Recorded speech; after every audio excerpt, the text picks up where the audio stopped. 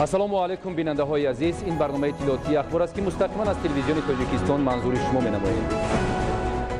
امروز با عنوان اساسگذاری صلح و وحدت ملی، پیشوای ملت، پرزیدنت جمهوری تاجیکستان محترم امامعلی رحمان از نام یک قطار سران دولت‌ها و حکومت‌های کشورهای خارجی با مناسبت جشن نوروز بین‌المللی بر قیاهای تبریکی وارد شدند.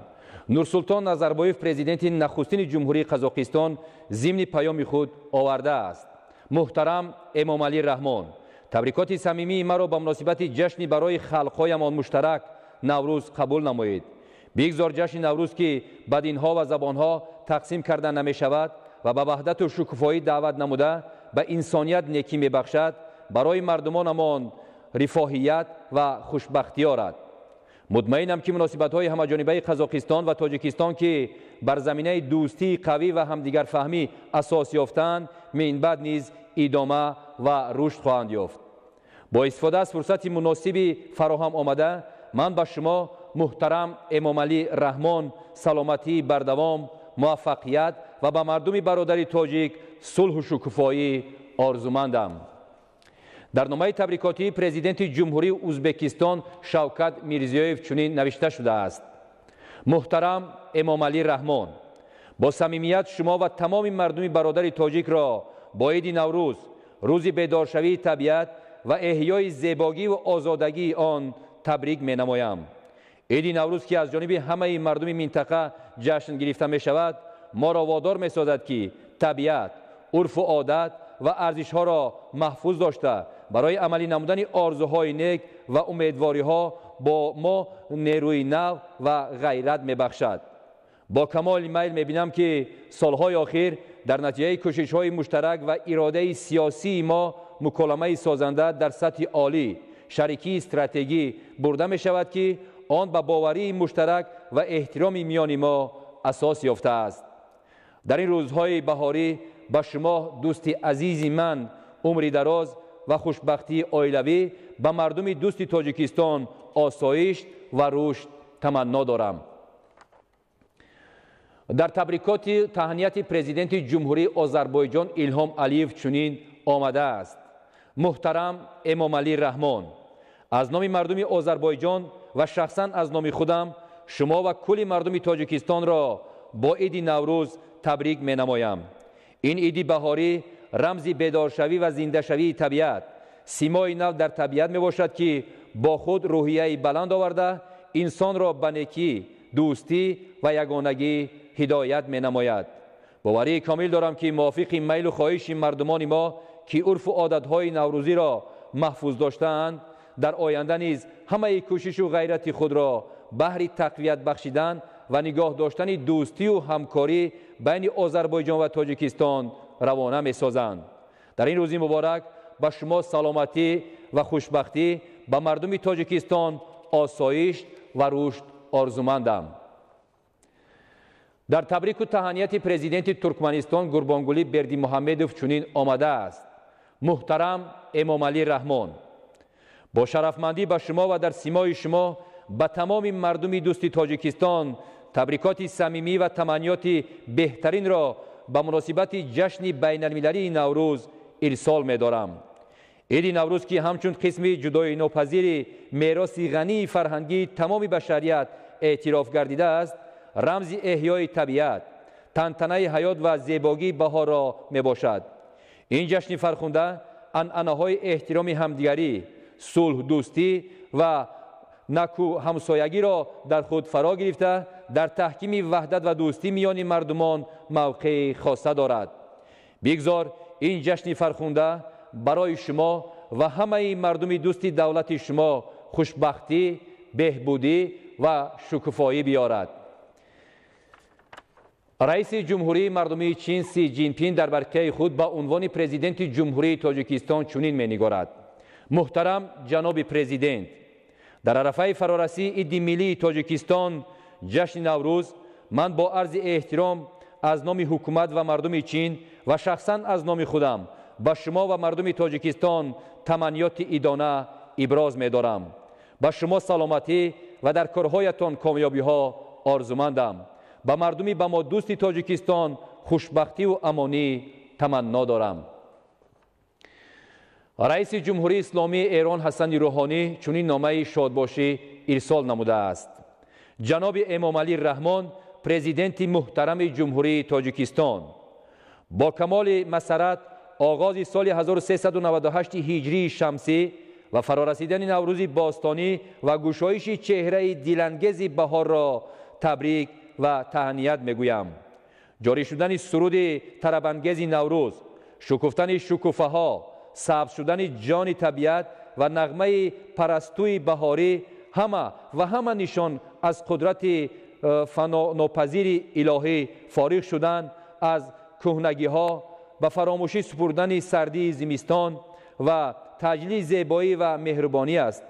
امیدوارم با گرم شدن جان زمین و آغاز رستاخیز طبیعت، نگریش و اندیشه آدمیان همچون روزگارشان نو گردد و با الهام از مهربانی بهار بیش از پیش به یکدیگر شفقت و مهربانی ورزند و سال همراه با آرایش و سرشار از عشق را آغاز کنند و ما دولتمان را و دولت مردان بتوانیم به واسطه وزش موسم شیدایی بهار زمینه صلح و یک پارچگی ناگسستنی میان ملت ها را فراهم نموده نیکو احوالی و شکوفایی فزونتری را به مردمانمان پیشکش نماییم.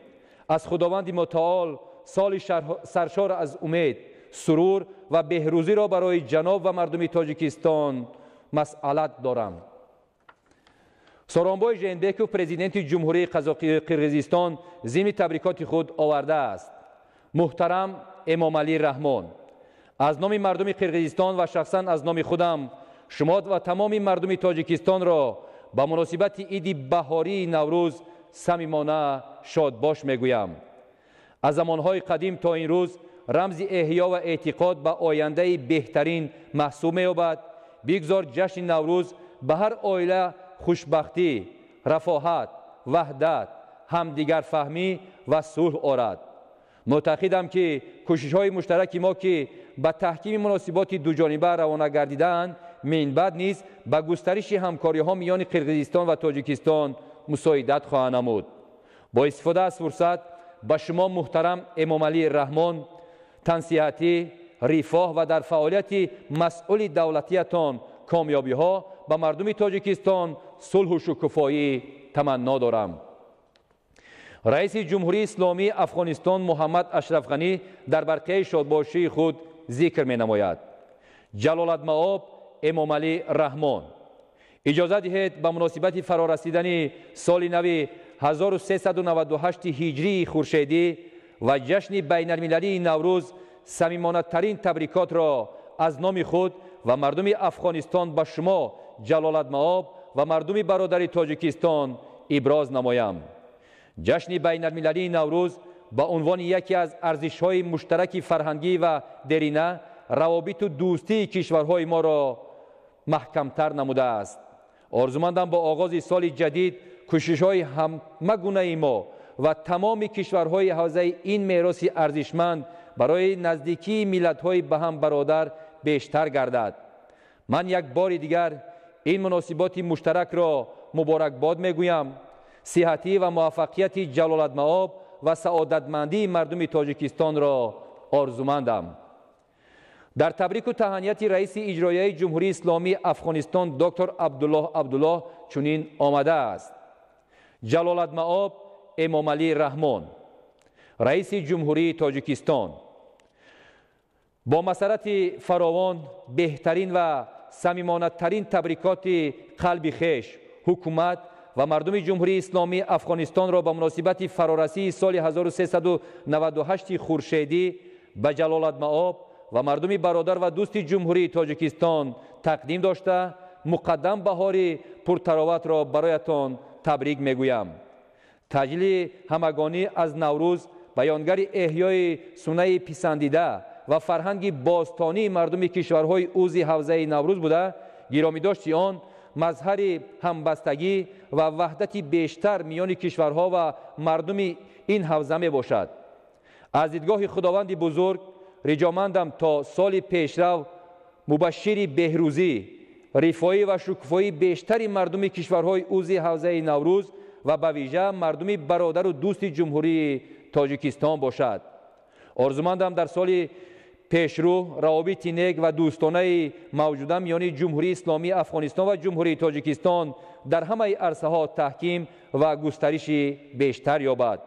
در فرجام افزون بر تهنیت مجدد سال نو، صحتی و موفقیت جلالت‌مآب شما را توأم با رفاه و ترقی روزافزون مردم برادر و دوست جمهوری تاجیکستان از بارگاه عزیز منان مسئلت دارم. ورودی بر قیای شادباشی به عنوان پرزیدنت جمهوری تاجیکستان به مناسبت جشن نوروز بین المللی ادامه دارد.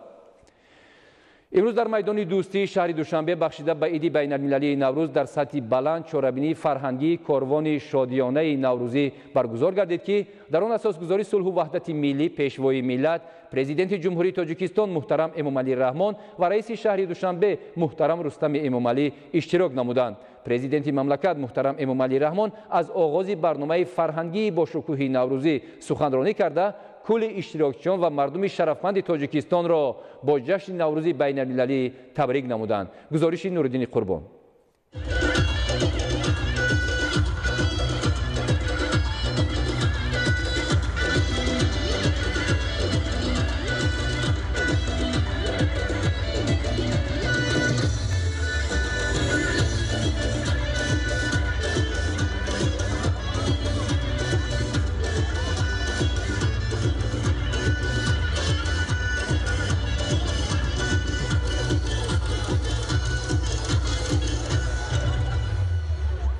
یکم مارس سال 2019 با اشتراک اساسگذار صلح و وحدت ملی پیشوای ملت پرزیدنت جمهوری تاجیکستان محترم امامعلی رحمان و رئیس شهر دوشنبه محترم رستم امامعلی در میدان دوستی شهر دوشنبه بخشیده به عید بین المللی نوروز کاروان شادیانه نوروزی در سطح بلند برگزار گردید.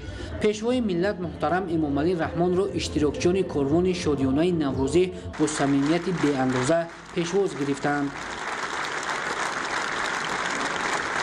مکان برگزاری کاروان شادیانه نوروزی با شعارها در وصف نوروز و رمز خاص نوروز بین المللی آرا یافته بود. پرزیدنت مملکت محترم امامعلی رحمان قبل از آغاز برنامه فرهنگی با شکوه نوروزی سخنرانی کرده کل اشتراکچیان و مردم شرفمند تاجیکستان را با جشن نوروز بین المللی تبریک نمودند.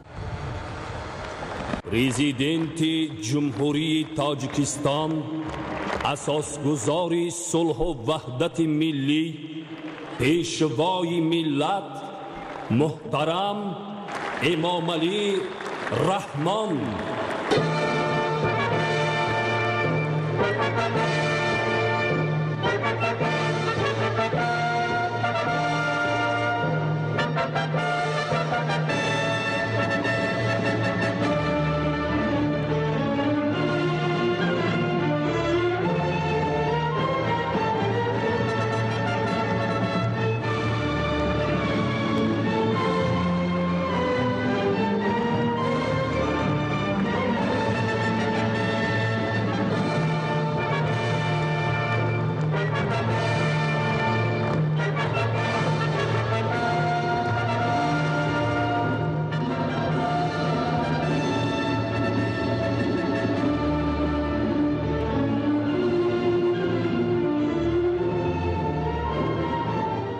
هموطنان عزیز،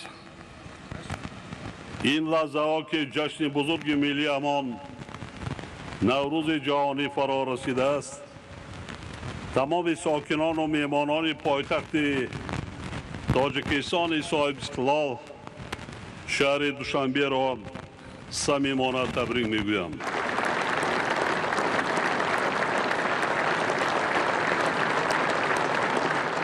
باعث سرفرازی هر یکی ماست که در شهر دوشنبه پایتخت زیبای دولت تاجیکستان و خانه امید تاجیکان جهان تجلیل نوروز باستانی سال به سال شکوه و شهامت خاص پیدا می کند که مراسم برگزاری یکی از پدیده های نادر فرهنگ نوروز یعنی کاروان نوروزی نمونه آن می باشد. طبق معلومات تاریخی گذشتگان ما در یکی از روزهای تجلیل جشن نوروز با نام کاروان نوروزی مراسم محتشم آراسته با همدیگر شادمانی و خرسندی می کردند تا که تمام سال به کشور خرمی و خوشروزی و به خاندان مردم بخت و اقبال همراه باشد. توجه به حکمت و محتوای این سنت نوروزی یک جنبه خیلی مهم آن یعنی آیین پورا مردمی بودن آن را بار دیگر ثابت می سازد و در عموم نوروز را همچون جشن خیر و احسان، نکوکاری و انسان پروری و سازندگی و آبادگری معرفی می نماید. با معنی دیگر در روز تجلیل این جشن آدمان زیاد پیاده و سواره و محله و گذرهای شهرها را سیر می کردند و به مردم از آمدن نوروز خوشخبر می رسانیدند. همچنین در این روز ثروتمندان و خیرخواهان و سخاوت پیشگان با کاروان نوروزی همراه شده تلاش می کردند که با استفاده از فرصت مناسب به نیازمندان و احتیاجمندان خیر و احسان نمایند. کنار همدیگر آمدن مردم و دست جمعانه عملی نمودن چنین اقدام نیک باعث می گردد که آدمان با اجرای عملهای خیر و همدیگر کمک رسانند و در این اساس احساس دوستی و رفاقت و وحدت و یکدیگر فهمی میان مردم تقویت پیدا نماید.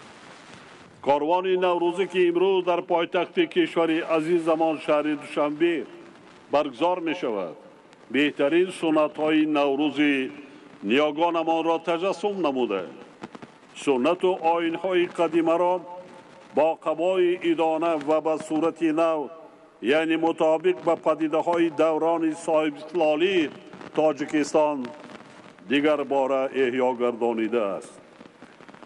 با شکل نو و مضمون و محتوای تازه دایر نمودن کاروان نوروزی در میدان مرکزی و زیبای پایتختمان به مردم شادی و نشاط نو می باشد که سرچشمه اساسی آن صلح و ثبات کامل و وحدت ملی می باشد. مقام بین المللی را کسب کردن نوروز امکان فراهم آورد که مردم عالم از فلسفه احیاگری و سازندگی و بشردوستانه این جشن بسیار قدیمه هرچی بیشتر آگاه گردند، زیرا نوروز تنها مربوط به قلمرو ظهور آن نبوده بلکه سنت و عنعنه‌های نیک آن می توانند همچون وسیله همزیستی آسایشته تمام انسانیت خدمت نمایند. هموطنان عزیز، روحیه بلند مردم پایتخت دستگیری صمیمانه تشبس‌های رهبریت دولت و حکومت مملکت از جانب آنها دلیل روشن آن است که ساکنان شرفمند شهر دوشنبه در برابر دیگر هموطنان عزیز ما با آرزوی آن که نوروز این ساله و پیشاز ارزنده جشن 28 سالگی استقلالیت دولت تاجیکستان سعادت و کامرانی و دستاوردهای بزرگ را به ارمغان آورد، این جشن مبارک ملی را با شکوه و صمیمیت و تشبس‌های سازنده استقبال می‌گیرند. تجلیل با شکوه دست جمعانه نوروز همه ما را به آن هدایت می‌سازد که به خاطر باسم آباد و زیبا گردانیدن هر یک گوشه وطن مقدسمان از لحاظ اقتصادی نیرومند و پیشرفته گردانیدن دولت صاحب استقلالمان و از امروزه بهتر نمودن زندگی مردمی شریف کشورمان هرچی بیشتر زحمت کشیم و همیشه سرجم و متحد باشیم. با ابراز نیت‌های نیک برای عملی گردیدن تمام نقشه‌های آبادگرانه مردم تاجیکستان، بار دیگر ساکنان سربلند شهر دوشنبه را به افتخار جشن نوروز باستانی یعنی سال نو ملی ما صمیمانه تبریک گفته به خاندان هر یک شما بخت و سعادت، خیر و برکت و به تاجیکستان محبوبمان صلح و ثبات، وحدت ملی جاودانه و دستاوردهای بزرگ آرزومندم. نوروزتان مبارک باشد همیاران عزیز.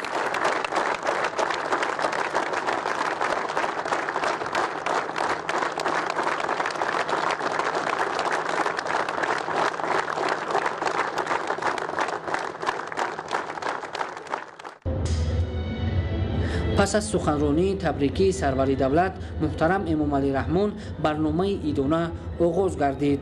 کاروان شادیانه نوروزی در مجموع از 13 بخش مختلف فرهنگی و فراغتی از جمله رمز نوروزی، پیام‌آوران بهار، آمدن بهار، مراسم گلگردانی، مراسم سومنک‌پزی، مراسم جفت براران، مادر رمز ابدیت، سیری آب و غیره عبارت بود که هر یک دارای معنای خاص و تجسم کننده رمزهای جشن نوروز بین المللی می باشد.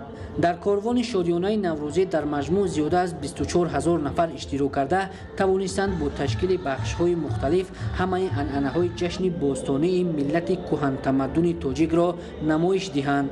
بخش اول کاروان شادیانه نوروزی از سرآغاز شروع گردید که در این بخش اشتراکچیان با نمایش کنسترکسی‌های بزرگ دروازه زنده و رمز آتش وارد میدان شدند. بخش دیگر این برنامه با شکوه ایدانه رمز نوروز تخت جمشید بود که از تاریخ باستانی داشتن نوروز شهادت میداد. دیگر رسم و سنت‌های خاص نوروزی از قبیل پیام‌آوران بهار، ترنه‌ها، پرستوها، شپرک‌ها از آمدن بهار مژده می‌رسانند که در برنامه کاروان شادیانه نوروزی جای داده شدند، جالب و دیدنی بودند. آمدن بهار بخش دیگر برنامه نوروزی بوده. در آن نادمان بهار رقص فرشته را اجرا کرده به این چاره‌بینی شهامت خاصه ضم نمودند. بخش مراسم گلگردانی هم انعکاسگر سنت‌های نیک نوروزی میباشد که در گذشته کودکان و نورسان با اجرای گلگردانی به همگان از آمدن نوروز خبر می‌رساندند. طبع از سرچشمه‌های تاریخی برمی‌آید سومنک یکی از طعام‌های محسوب می‌شود که به جشن نوروز محسوب است. جای دادن مراسم سومنک‌پزی و هفت‌خوان نوروزی در کاروان شادیانه نوروزی خود شهادت دوباره احیا کردن خوراک‌های ملی و رسم و آیین‌های خلقی میباشد. مراسم جفت براران و نهالشینانی که عنعنه‌های نیاگان را بازگو می‌نماید در شکل بدیعی نمایش داده شد. اشتراکچیان بخش‌های اشگلان در اطراف آرایشات ساخته تبلک بزرگ، سیری آب در اطراف رمز بزرگ اناهیتا، ورزش شادیانه، مادر رمز ابدیت با نمونه ساخته بزرگ مادر با گوهره و انتوراژ رقصی به میدان وارد شدند. باید تاکید کرد که هر یک بخش تماشابینان را به تاریخ و رسم و سنت‌های نوروز شناس می‌نماید. قسمت مهمی کاروان شادیانه نوروزی را هنرهای مردمی از قبیل سر و لباس و طعام‌های با لذت تاجیکی تشکیل می‌داد. در بخش هنرهای مردمی 4 ناحیه شهر دوشنبه با 32 ماشین آرایش داده شده و اشتراکچیان به تن لباس‌های گوناگون ملی اشتراک کردند. هنرمندان و هوسکاران توانستند در این بخش بار دیگر فرهنگ عالمشمول ملت تاجیک را با نشان دادن نمونه سر و لباس‌های ملی و طعام‌های خلقی و جهانیان به طور شایسته معرفی نمایند. در بخش شادی نوروزی 2500 نفر اشتراکچی مراسم توی داماد و عروسی منطقه‌های کشور را با سرود و رقص‌های جالب نمایش دادند که این هم جزء از فرهنگ ملت فرهنگ‌دوست تاجیک را فرا می‌گیرد. سنت‌های نیک نوروزی که در همه منطقه‌های کشور به آنها ارج گذاشته می‌شوند در این چاره‌بینی تجسم خود را یافته بود.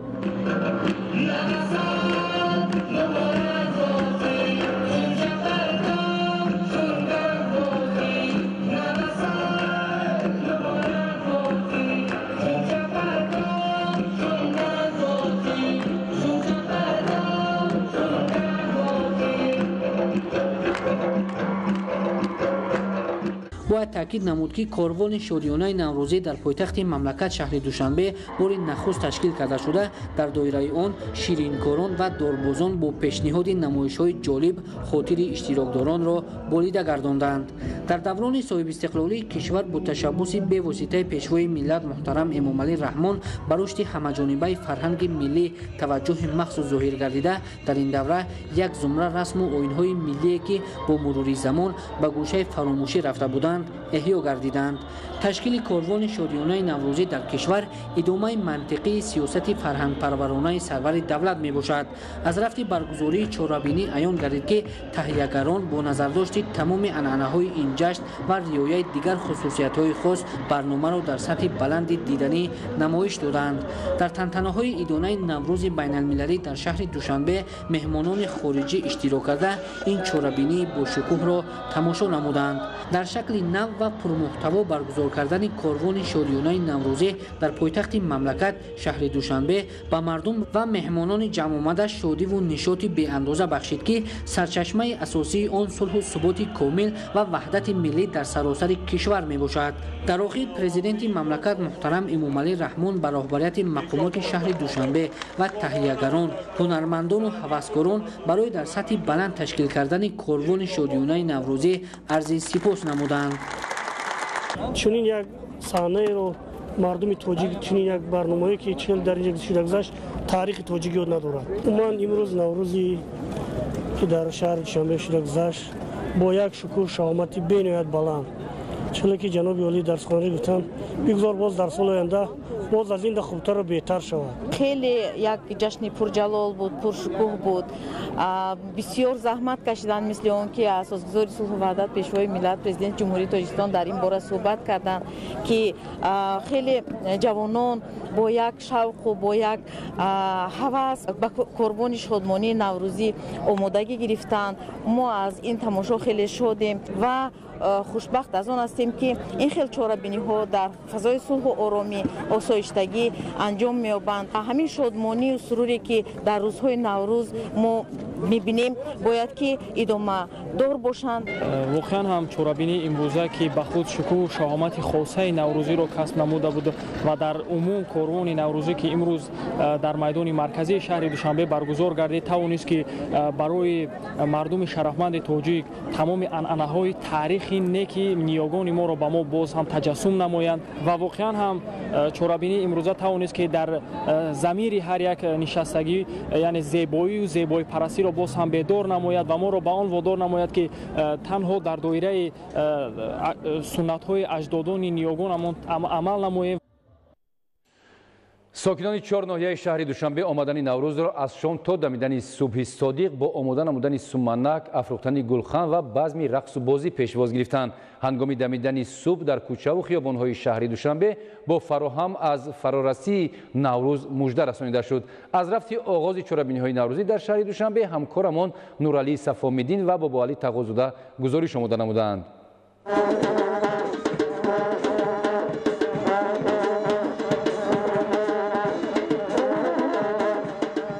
نوروز یکی از جشن‌های ملی مردم آریایی نژاد بوده از گذشتگان به ما میراث مانده است. این جشن بزرگ اجدادی به خود عنعنه‌های گوناگون دارد، از جمله سومنک‌پزی، آتش افروزی، کشتیگیری، اسب‌تازی و امثال اینها. بخشیده به جشن بین‌المللی نوروز عجم، امشب در ناحیه شاه منصور شهر دوشنبه با عنوان هنرمند با آماده نمودن سومنک مشغول شدند. مردم باشند گلخن افروزی و شادی و خرسندی نمودند. آماده کردن طعام‌های ملی که جزئی مهم فرهنگ غنی ملت میباشد، بانوان این عنعنه گذشتگان را حفظ کرده و به دیگران می‌آموزند. سومنک‌پزی یکی از رمزهای نوروزی به شمار رفته، هر سال در فصل بهار از جمله در عید نوروز این نوعی طعام آماده کرده می شود. سومنک نوعی از خورش نوروزی است که از سبزه نوروزته گندم پخته می شود. خودی سبزه رمزی احیای طبیعت و زیبایی و آسایشتگی حیات به شمار می رود. سومنک‌پزی از کدبانو مهارت بلند و زحمت زیاد را طلب می نماید. 2 هفته قبل از جشن نوروز مردم در خانه های خود در طبقها گندم ها را شسته و می سبزانند و روز عید به عیدگاه می آورند. آنجا همراه با زنهای دیگر در دی کلان سمنک‌پزی میکنند. جریان سمنک‌پزی یک شبانه روز دوام میکند و زنها و دختران هم سرودخوانی، رقص و بازی‌ها و هزل و شوخی میکنند، زیرا عقیده هست که سال نو را اگر به خنده و خرسندی و شادمانی پیشوازگیری، همه سال پورا به خرمی و شادی زندگی خواهی کرد. سرود معروف زنهای سمنک‌پز هنگام پختن این غذای نوروزی طریق دست جمعی اجرا کرده می شود. مردم با افروختن گلخن و رقص و خرسندی به این چاره‌بینی شکوه دیگر ضم نمودند. با افروختن آتش برخی از مردم پارچه یا نخی از پیراهن خود را به آتش می اندازند و از بالای آتش جهیده چنین میگویند: سرخی تو از من، زردی من از تو. همچنین مردم به خورشید احترام زیاد می‌گذارند. مژده نوروزی با صدای کرنه و سرنای آغاز گردید. ساکنان دمیدن صبح صادق را از نیمه شب انتظاری کشیده، زیر نوای کرنه و سرنای و شعر و سرود نوروز عالم افروز را با روحیه بالیده پیشواز گرفتند. آنها ترانه‌های دلنشین و شعر و سرود را در وصف نوروز و بهار زمزمه کنان به ساکنان و مهمانان پایتخت از فرارسی نوروز مژده رسانیدند. امروز هم شاد و خرسند و یکدل و اتفاق شده روز نو را پیشواز گرفتند. همگان با سرودن شعر و ترانه و رقص و بازی از نزد تئاتر اپرا و بالت به نام صدرالدین عینی سر کرده جانب کوچه‌های مرکزی شهر دوشنبه حرکت نمودند. ملکه زیبای بهار فایتون سوار نیز چون مژده‌رسان نوروز از کوچه‌های دوشنبه گذر کرده همگان را از آمدن نوروز خبر می‌کرد. آنها شادی و خرسندی کنان با آهنگ‌های دلنشین که مژده‌رسان نوروز دلافروز بود با آرزوهای نیک رقص و بازی کرده همگان را از آمدن نوروز خبردار کردند.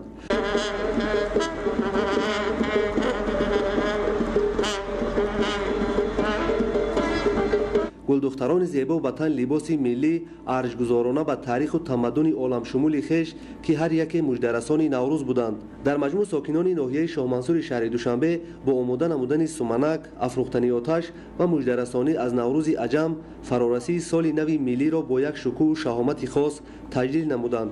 نورعلی صفوالدین با علی تقوزاده برای برنامه اخبار. در شهر باختر آمادگی‌ها به جشن 30 سالگی استقلالیت دولتی جمهوری تاجیکستان وسعت تازه کسب نموده، عملهای اجرا گردیده تا امروز شکوه و زیبایی نوروز نیکپی را تراوت تازه ضمن نماید. گزارش خدایدادی رجب و اسکندر سعید. در شهر باختر طبق نقشه چورابینی‌های آمادگی به استقبال جشن 30مین سالگرد استقلالیت دولتی کشور که باید دوام 3 سال عملی کرده شوند در قسم بیش انشاط جشنی علاقه کارهای سازندگی بر اعلا مشاهده می‌گردد. سرکرده از درآمدگاه شهر مسئولین بخش‌های مربوطه و سهمگزاری ساکنان مسئله کبودی‌زارکنی و خرمگردانی به طور همیشگی راه‌اندازی کرده می‌شود.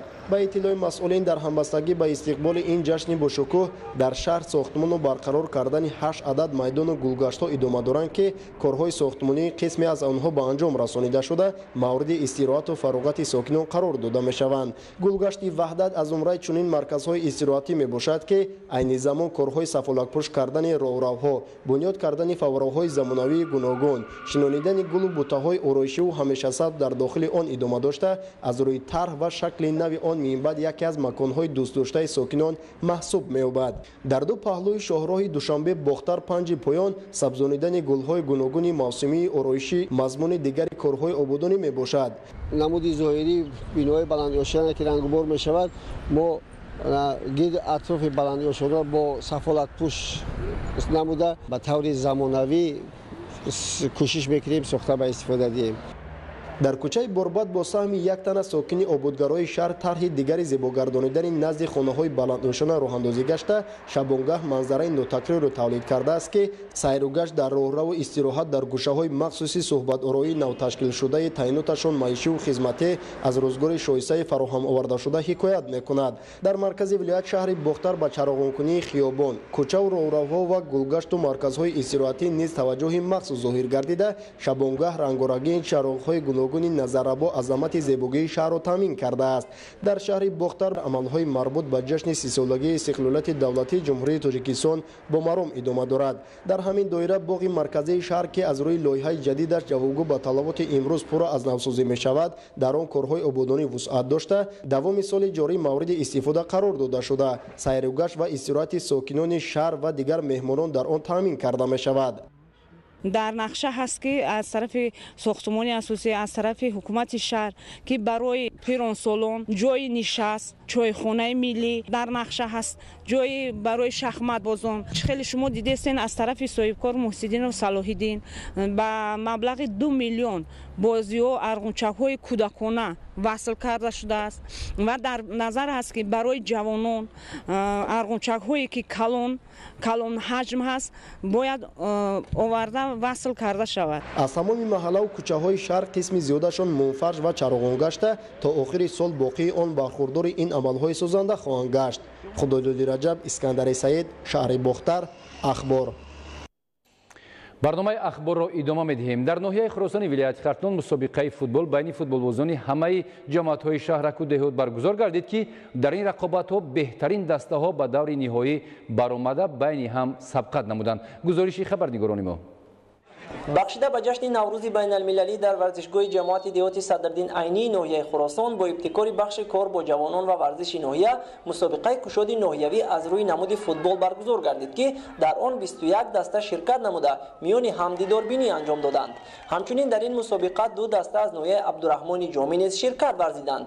اکنون در دور فینالی دسته عزت ناحیه خراسان با دسته فوتبال یکتوت ناحیه به نام عبدالرحمن جامی برای به دست آوردن جام اساسی مسابقه در نزد مخلصان و تماشابینان زیاد وارد میدان شده بین هم قوا آزمایی نمودند. جریان مسابقه نشان داد که هر دو دسته در این بازی با تیاری خوب آمده رقابت جالب و دیدنی نشان دادند. بازی میان این دو دسته از اول تا به آخر شدیدناک صورت گرفت، اما به هیچ یگان نفر آنها امکان خوبی گلزنی موجود نشد که به زدن گل دست یابند و همین طور حساب بازی تا به آخر به زدن گل انجام یافت.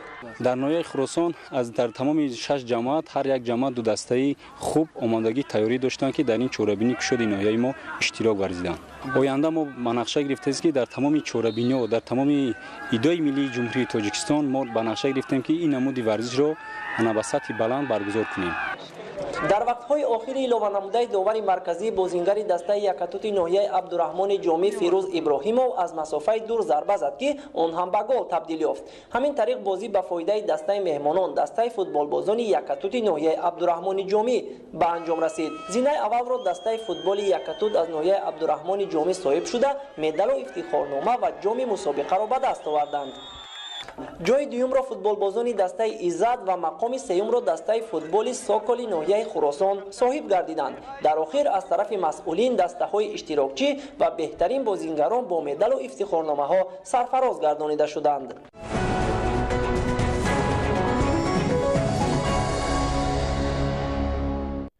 بیننده های عزیز، این بود نشر نوبتی برنامه اخبار. خیر، سلامت باشید.